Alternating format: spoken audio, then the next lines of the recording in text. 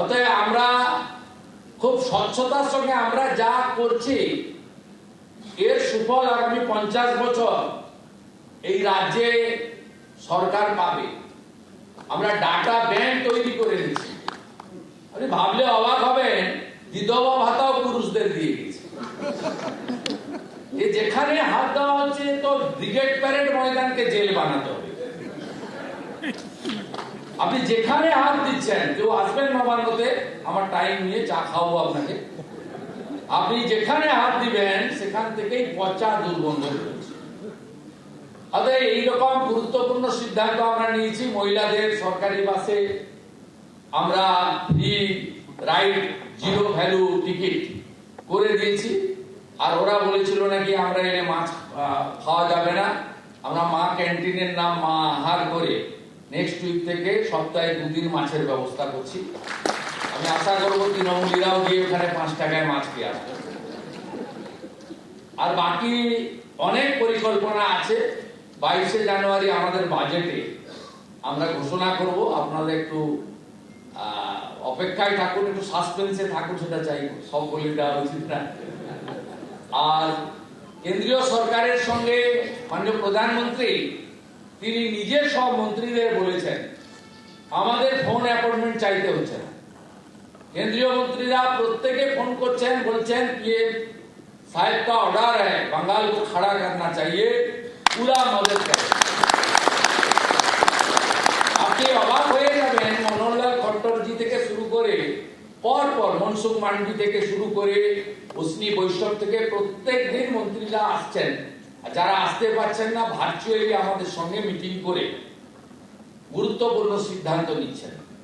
জল জীবন মিশনে সিআর পাটিলের সঙ্গে আমাদের ভার্চুয়ালি মিটিং করে এগ্রিমেন্ট হয়েছে এই বছরে তারা নলে জল পৌঁছে দেওয়ার জন্য ৩৯,০০০ কোটি টাকার প্রকল্প রাজ্যে স্যাংশন করেছে। আগামীকাল দিল্লিতে বিজ্ঞান ভবনে বিকেল ৩টার সময় আয়ুষ্মান ভারতের এগ্রিমেন্ট হয়েছে। ১,৪৬,০০,০০০ পরিবার, প্রায় ৬.৫ কোটি ইন্ডিভিজুয়াল আয়ুষ্মান ভারতের কার্ড পেতে চলেছেন। ৫ লাখ টাকা পর্যন্ত চিকিৎসা ফ্রি। ন্যাশনাল হেলথ মিশনে এই বর্ষে নাড্ডাজির দপ্তর ৪,৫০০ কোটি টাকা বরাদ্দ করেছেন। ৫২৭ কোটি টাকা ইতিমধ্যে হাতে আমরা পেয়েছি।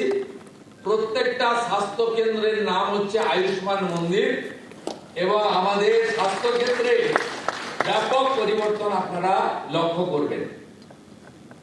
আগামীকালই শিবরাজ সিং চৌহানের সঙ্গে আমাদের মিটিং আছে। মানরেগাতে দক্ষিণ ২৪ পরগনা এবং মুর্শিদাবাদ ছাড়া বাকি সব জেলায় আমরা এখন ১০০ দিনের কাজ ১২৫ দিন হয়ে গেছে আপনারা জানেন, এবং মোটামুটি ৩০০ টাকা ডেইলি রোজগার হয়ে গেছে। আমাদের ১০০ দিনের কাজে যে জব কার্ড ছিল তাদের মধ্যে যারা কেওয়াইসি লিংক করেছেন জব কার্ডের সঙ্গে এখন ৬৫%। আমরা স্বচ্ছতার জন্য তাদেরকেই অগ্রাধিকার দিচ্ছি এবং তারা এখানে জব কার্ড তারা পেয়ে কাজ শুরু করছেন। এর সঙ্গে প্রধানমন্ত্রী আবাস যোজনাও ব্যাপকভাবে যারা বঞ্চিত হয়েছেন তাদের জন্য আমরা সুযোগ করে দেওয়ার ব্যবস্থা নিয়েছি। এরকম অসংখ্য স্কিম রয়েছে। প্রধানমন্ত্রী সূর্যঘর নিয়ে আমাদের মিটিং হয়েছে, সোলার নিয়ে। এক্ষেত্রেও আপনারা জনগণকে জাগ্রত করুন।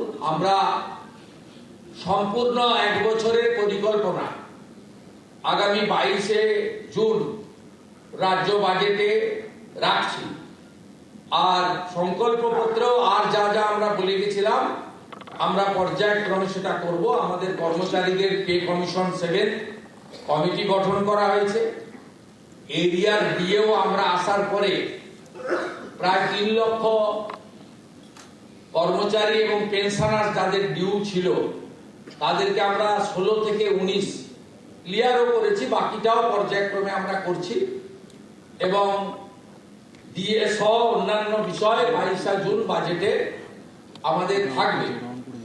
আমরা এটাও আপনাদের মাধ্যমে এবারে কর্মচারী শিক্ষকদের বড় অংশ তারা কিন্তু স্বচ্ছ নির্বাচনের ক্ষেত্রে গণতন্ত্র রক্ষা করার ক্ষেত্রে এগিয়ে এসেছেন। আমরা তাদেরও স্বার্থ রক্ষা করার ক্ষেত্রে লফুল আইনসম্মত স্বার্থ রক্ষা করার ক্ষেত্রে আমরা প্রচেষ্টা নিচ্ছি। এইগুলো আমি বলে রাখলাম, সময় অনেক লাগবে, আবার দেখা হবে, আবার কথা হবে।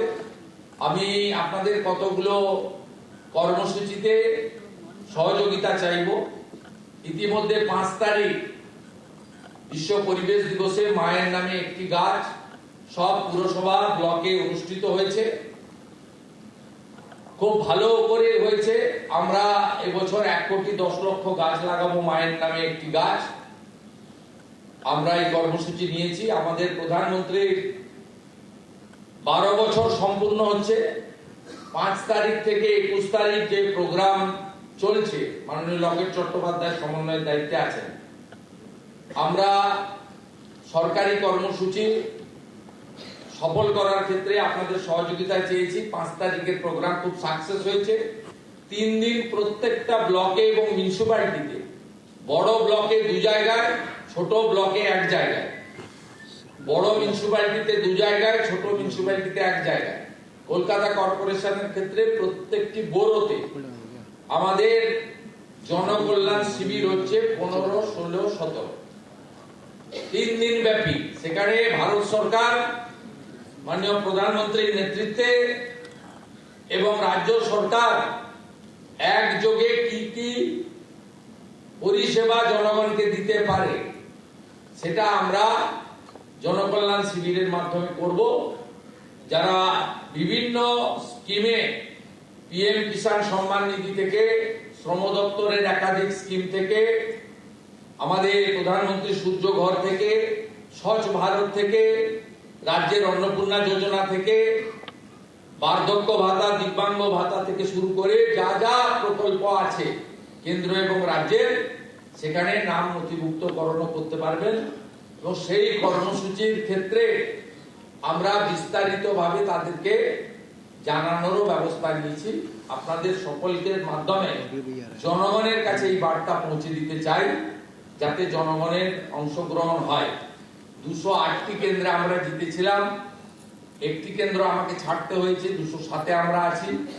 তাই যে এলাকায় বিধায়ক নেই আমাদের দলের, সেই এলাকায় এই কর্মসূচি সফল করার ক্ষেত্রে, জনগণকে সঠিক তথ্য প্রদানের ক্ষেত্রে জেলা সভাপতি, মন্ডল সভাপতিরা গুরুত্বপূর্ণ ভূমিকা নেবেন, এইটুকু অনুরোধ আপনাদের কাছে করব।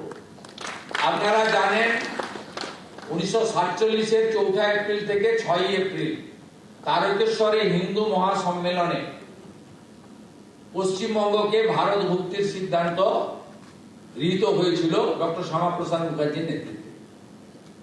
আমি বিরোধী দলনেতা হওয়ার পরে, বা আপনারা আমাকে বিরোধী দলনেতার দায়িত্ব দেওয়ার পরে 20 জুন আমি প্রত্যেক বছর বিধানসভায় পালন করেছি বিজেপি পরিষদীয় দলের পক্ষ থেকে। এটা মুখ্যমন্ত্রীর খুব গায়ে লেগেছিল 21, 22, 23। তাই তিনি জোর করে 1 বৈশাখকে পশ্চিমবঙ্গ দিবস ঘোষণা করেন, একদম জোর করে। আমাদের ক্যাবিনেট 3 তারিখে হেরো মুখ্যমন্ত্রী, বিদায়ী মুখ্যমন্ত্রী, যিনি দুবার হেরেছেন আমার কাছে নন্দীগ্রামে, ভবানীপুরে, তার সিদ্ধান্ত বাতিল করা হয়েছে। আগামী 20 জুন পশ্চিমবঙ্গ দিবস পালিত হবে।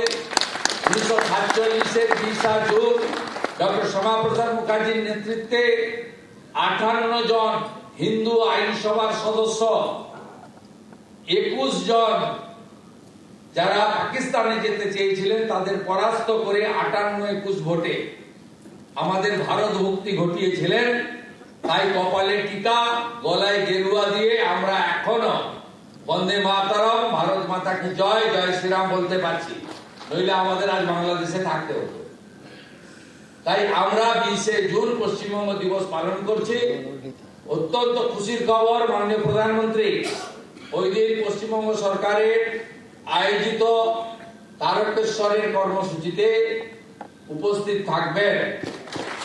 এবং আমি বিশেষ করে হুগলি হুগলি এবং পার্শ্ববর্তী এলাকার রাষ্ট্রবাদী জনগণকে ডক্টর শ্যামাপ্রসাদ মুখার্জির আদর্শে অনুপ্রাণিত পশ্চিমবাংলার জনগণকে, যিনি আমাদের হোমল্যান্ড দিয়ে গেছিলেন, সবাইকে ওই কর্মসূচিতে ব্যাপক সংখ্যায় উপস্থিত হওয়ার জন্য বিনম্র আবেদন জানাবো।